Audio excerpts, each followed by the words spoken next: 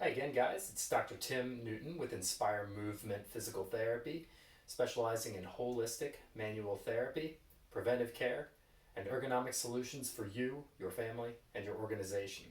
In this video, we're going to talk about a couple features that you're going to want to look for if you are big or tall, specifically with the office chair. So, first thing you want to consider, kind of working from the bottom up, is the capacity of the chair. A lot of office chairs only have a weight capacity around 275 pounds or potentially even less. So you want to make sure that if you are that size or close to it, you probably want something that can make sure that it can carry your weight. The big issues that people run into when the chair is too small, if you're big and tall, is that it's going to be both too short and too shallow. You want to make sure you've got enough depth and enough height.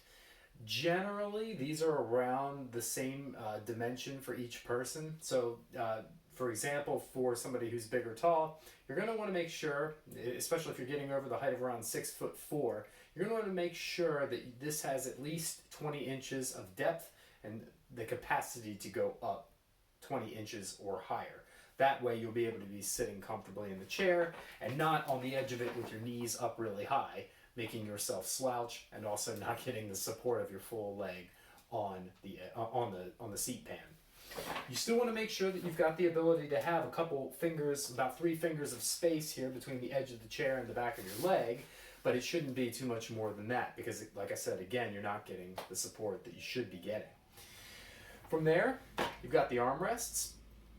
Generally, these are anywhere between 17 and 20 inches. For most people, bigger and taller folks are probably going to need a little bit more.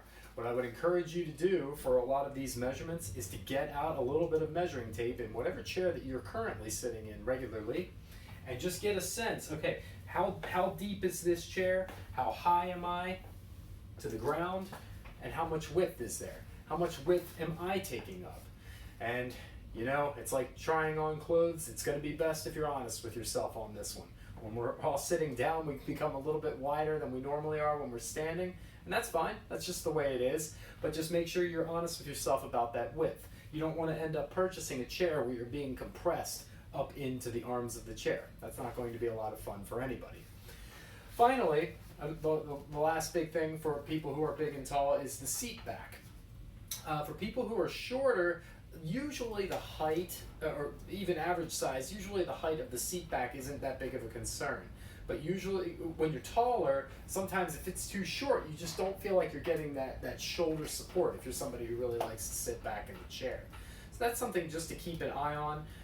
And then, of course, if there is a headrest, you want to make sure that that fits correctly too.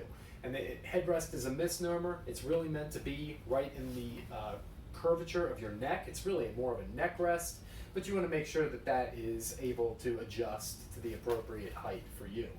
These are hard things to do if you can't get into a store or a warehouse and actually try it yourself.